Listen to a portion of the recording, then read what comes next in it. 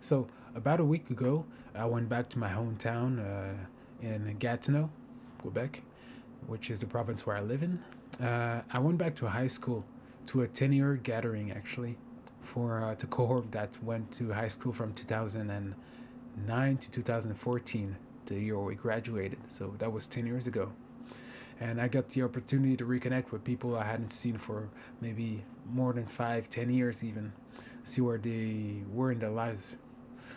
And to be honest, a part of me was kind of hesitating and even dreading, fearing going there. And that's for a simple reason because, in truth, I was being faced with the reality that a decade had gone by since I've left high school, and I'm certainly not in the place that I hoped I'd be 10 years further. I would kind of see myself maybe further in question of, um, financially or relationally, since I still have no maidens. Yeah, or even career wise. I don't see that I've, how could I say, launched myself as far, accomplished as much as I thought I'd be. Especially not since especially for my age, since I'm 27 years old already. And there's been a lot of thoughts of, wondering if the last 10 years have been wasted or not. So you see, but more and more I'm realizing that this feeling of being behind in life compared to others, as I went to the meetup and talked to other people, how a lot of it has actually to do with, how do I say this, our perception, really, or our ability to kind of downplay the things that we've gone through, or not seeing the value of what we've gone or what we've experienced, and just not um, profiting of those value and experiences through different ways. So you see, there was a moment during that 10-year meetup, I was reconnecting to one of my close friends back in those last 3 years of high school. He's personally, on his way to becoming a doctor.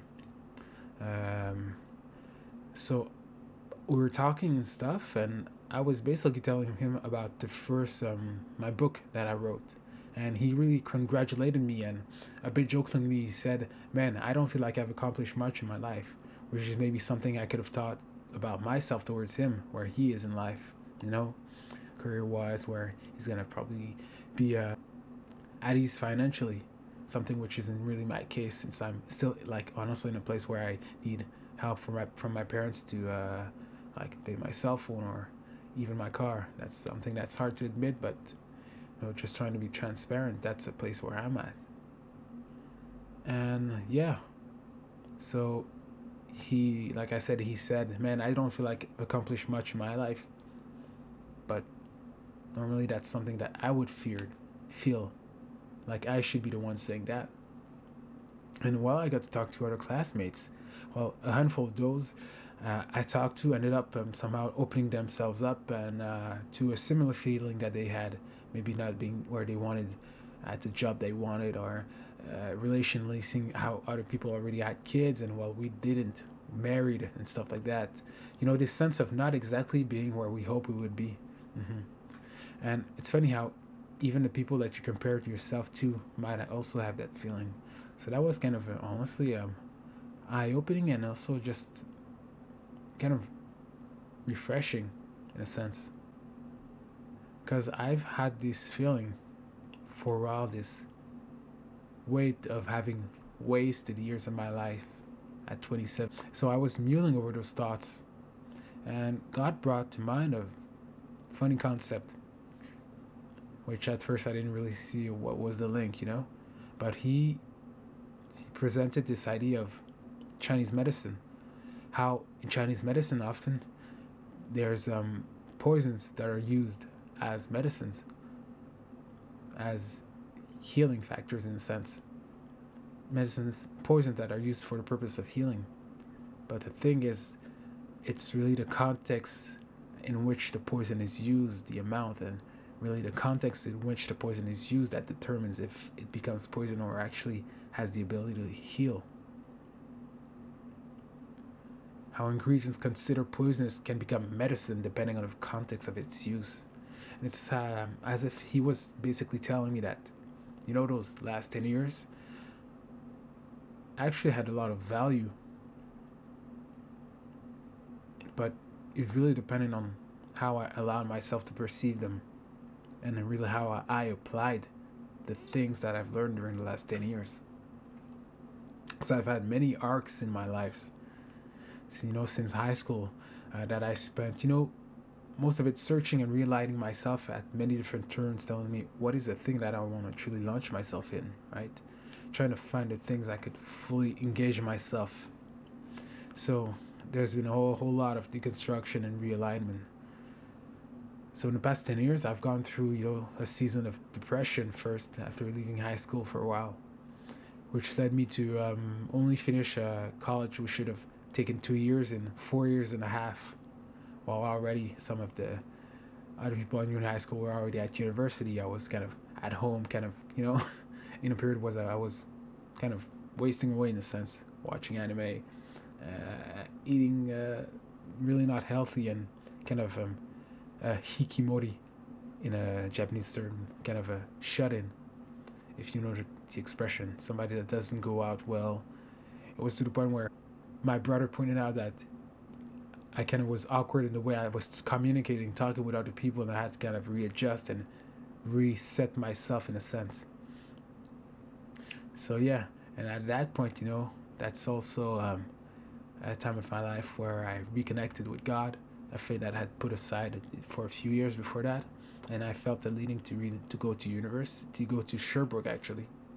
That's when I went into university. At first I thought I would want to do medicine, but then I realized, no, maybe more psychology. That's more interesting. And so I went, and I didn't really have the the scores to go to university in psychology directly. So I went to do a certificate, thinking that I could upgrade my score and then go to do a baccalaureate in psychology. But then during that period, COVID hit, and I was almost, you know, uh, 1 or 2 sessions away from finishing my certificate. But when COVID hit, it was like there was a complete realignment, and I wasn't able to do the courses online. So I felt like university, this traditional path, I had the feeling that I didn't feel called to it at all. So I kind of, at this point, left university, and another season of searching. I became a reservist for 2 years. The next 2 years, I went through my basic course, and I had so many fun experiences.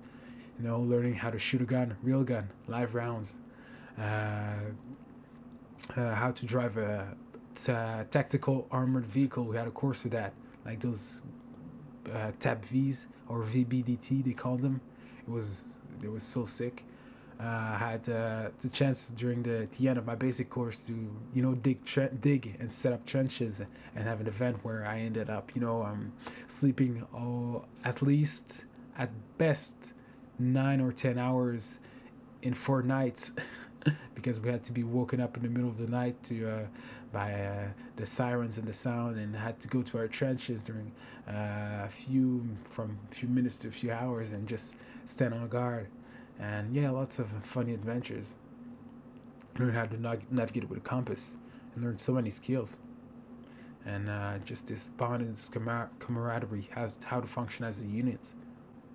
And then after that, after there was a point where we needed to take the little thingy, to a shot to whether or not to be able to keep going on retreats, and eventually I kind of diverged, and I left as a reservist too, because I felt like even this, I didn't feel like continuing there.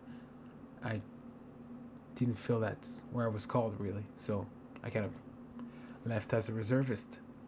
And then came the youth leader arc, which just finished this last July in 2024 when I actually left church. That's a whole video in itself that I'll end up making eventually. Yeah, where basically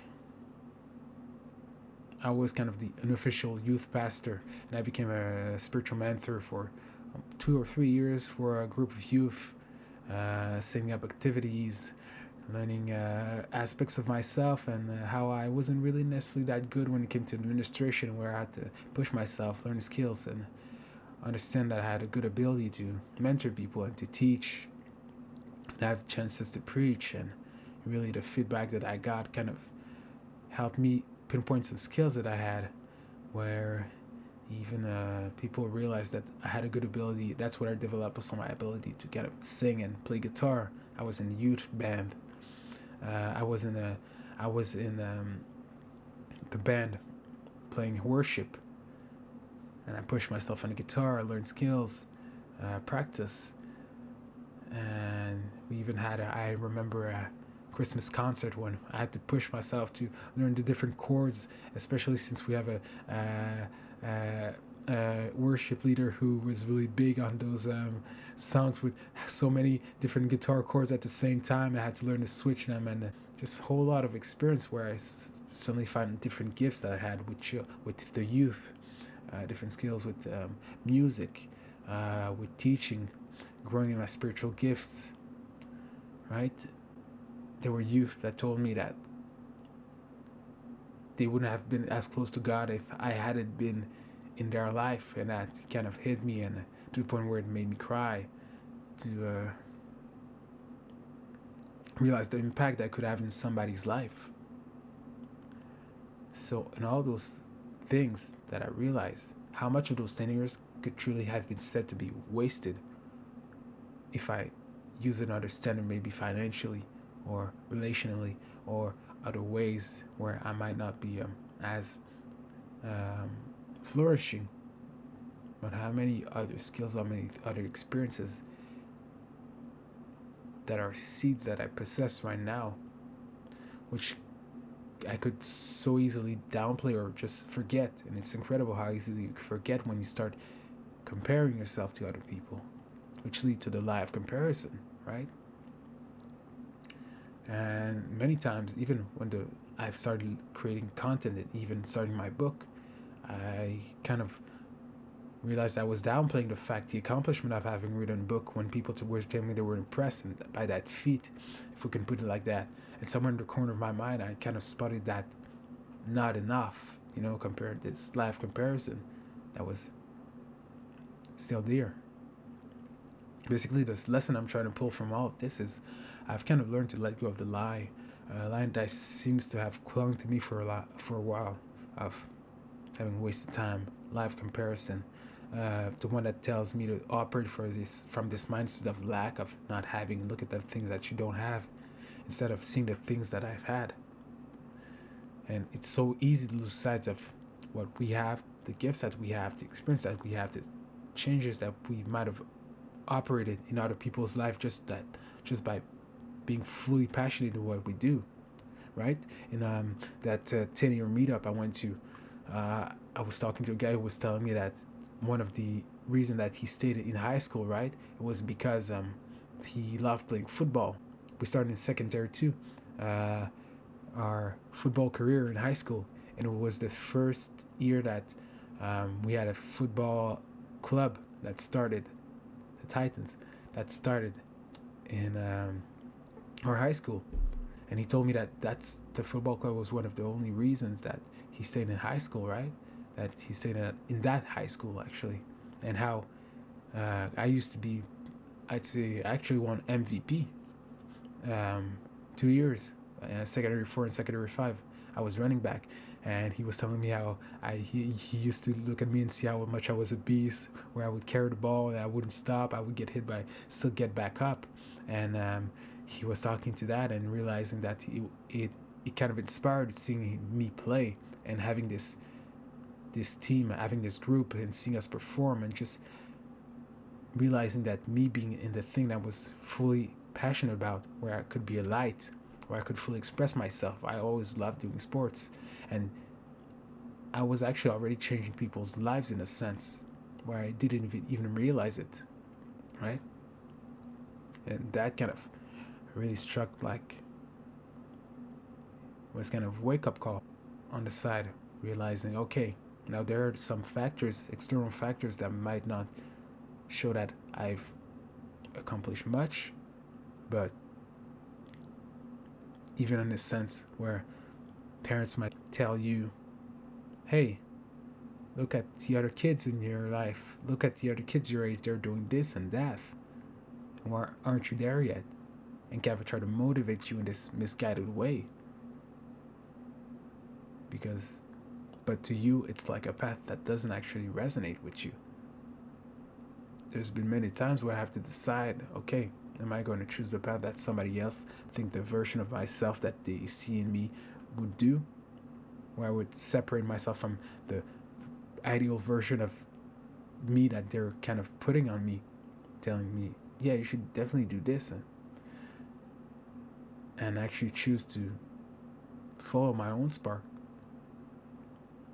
which is what I'm doing with this YouTube channel, and realizing it to experiences the value that I have, the spiritual mentorship, the gift that I cultivated, the virtues, the qualities that I could actually start making content, create, teach people, and eventually offer a service of value and derive wealth from it. So I've had the choice to look at my life from a place of lack or a place of abundance, basically. Because the kingdom mindset is really starting from the place of abundance, from above, from heaven, not from below, not from separation, not from a place where I'm chasing after something, chasing after money, chasing after a relationship. Because if you're chasing, you're starting from a state of being, of not having. What is the verse? It's the ones who have, more will be given, but the ones that have not, even what they have will be taken away. A life of chasing. And I know that the Lord is removing me from this trap of chasing after money, relationship, status, fill in the blank, things that can be good. But to operate from a place of not having, but a place of abundance. Because that's the kingdom mindset, that letting this unfolding, letting itself, that abundance of gifts that I have bloom, depending on where I sow them. And that's kind of what's going to make the difference between if the last 10 years were wasted or not, is really, am I going to take advantage of the things that I've gone through? And that first comes to realizing, is there any value in it? And I can choose to say, according to somebody's standards, doesn't have any value, right? Look at your bank account, doesn't have any value. Or do I start from a place where I can say, oh, it has value that I can give to other people? People who haven't gone through experiences of situation in sports or in the army where they need to learn how to push themselves, how to conquer discomfortable situation, how to handle stress, and then realize, oh, I've done those things. I can do that. I've helped people through my gifts, spiritual gift. I can help, if I can help a group of people, youth. There are many other youth on the internet that could use that help. Oh, I can even monetize that, right? And how this shift of mindset can lead to actual stepping into abundance. And the life comparison, which always tells you you're not enough compared to, it's like it's pushing you sometimes to desperation, into running after and living in a pace that, you don't have peace, you don't have clarity. Look at what some of those kids your age are already doing. Why are you still not doing this and that? And I don't want to even take away from the inspiration that you can have in looking at other people, and totally do away with this idea of looking at other people and saying, oh, I could do that. I can be inspired by that. Because that can be a profound motivator to push yourself, to believe in yourself. Oh, if they can do that, I can do that too. But yeah, you see, and I've also had time to kind of learn about myself. Because there are many things that I learned about myself in these 10 years, and one of them is at my death, I'm someone that would actually feel complete disgust at the idea of betraying myself, selling away my spark, censoring my message, or choosing a path that doesn't satisfy, choosing a path that satisfied people's ideals of me, the ideal of me that they have in their head for the sake of people pleasing them. Yeah, and also realizing that when I do not engage in something, when I engage in something long term that truly doesn't resonate with me, which was more pressure from the outside instead of an internal leading, I end up not finishing midway. So these last years, I've been navigating this balance of between learning. Should I take the time to choose my wise and my path? Making sure I put the ladder to the right place so as not to realize that, oh, I was off a few meters and realizing I have to go down all the way. Or, learning when to put the pedal to the metal and actually decide to go all in. Because I've recognized my own ability to kind of stall and to take too much time to make decisions.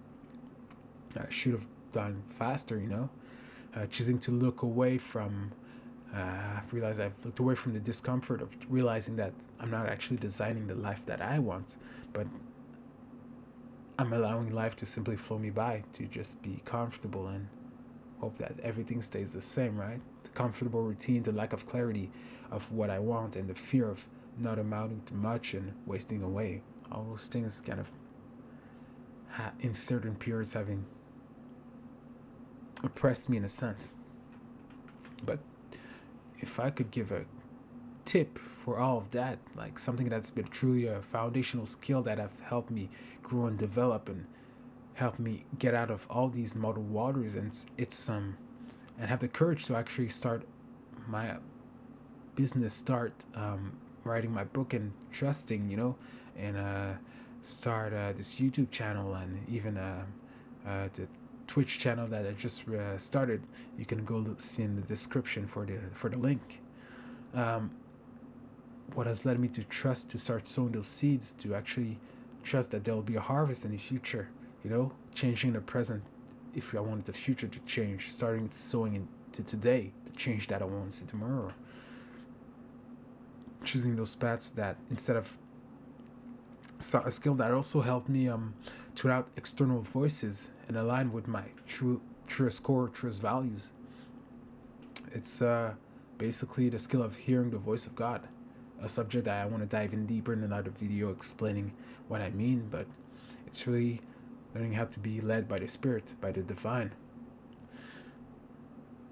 Whether it's through the way God speaks to me often is in my time of intimacy through images, whether it's through dreams, through sometimes visions, through inner knowings, things that you know, through following that inner GPS, that inner Christ in you.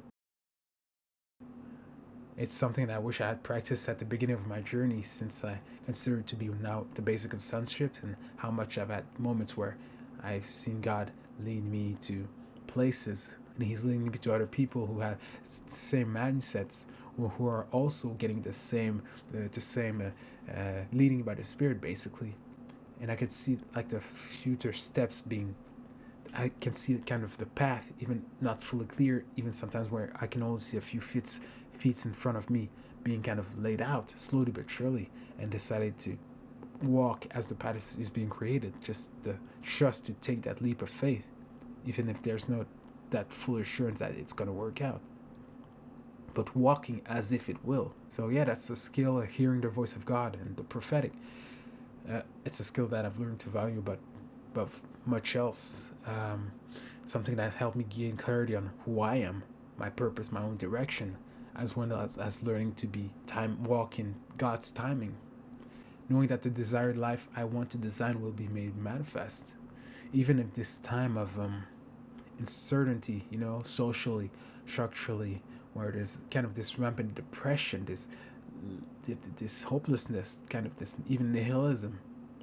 I've been going the other way, growing in trust and faith, and saying no. The project that I'm walking, that are only being born right now, only in seed form, they will become the trees. So imagine being in a maze, trying to find your way, hesitating to choose a path for fear of getting lost.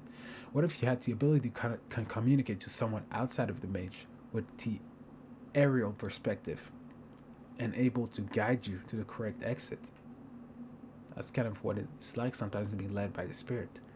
Learning to be led by the Spirit, it's giving me the ability to be more daring and trusting that things will work out even in the midst of uncertainty. Because sometimes the reason why we don't advance in life is because there's fear. What if it doesn't work? What ifs? We get killed by our what ifs instead of choosing, no, what if it works? Right? So, and basically, if anybody's interested in mentorship in hearing the voice of God, you can contact me on my email down in the description below for one-on-one session. So, today, I've kind of allowed to plant my feet in the present, learning to be okay with where I am, choosing to not see the life as wasted, even though there may be parental pressure to take a path that doesn't align with me. But saying, no, this is where I am, and being okay with that and allowing myself to progress at my own pace. Not according to a certain status that I should have already reached and putting myself in a fear of missing out. Like, it is what it is. And instead finding a sustainable and mindful pace as God teaches me to live from his rest. Rest born from the confidence that he's leading me to my desired future. Not a haste that's born from fear of missing out and needing to be further down, kind of always off balance. So yeah, I'll keep choosing to purposely see the last few years as a useful period of progression, not filled with what ifs I did that, what if I wouldn't regret, but full of useful experiences and skills that I'm learning to leverage. Basically, it's a time of not despising small beginnings, especially for other people who feel behind in life. Take account of what you already have and get connected to God and tell yourself, what do I truly want in life? And trust that you have a God who loves you enough to be willing to grow you through that process. So, final thoughts. I keep reminding myself of trees sometimes, flowering plants born from those small seeds, giant trees born from small seeds. They're kind of growing without rush, without toil, without fear of being scared that they won't ever bloom, ever fully bloom. And they kind of grow peacefully, even amidst the anxiety-filled and toil-filled lifestyle of the people surrounding it, the trees, and maybe your nearest park. Even when people are rushing by, it's just living at its own pace, at its own growth, just trusting that it's gonna fully bloom one day. So yeah, the victories, the success, the fears, the doubt, the regrets, all those things that can be considered poison, they can become lessons of life for other people. They can become medicine, depending on how you use them. So that's pretty much my heart to heart, the message for today. So yeah, be blessed, and yeah, get connected to God. He knows the way to go. Peace.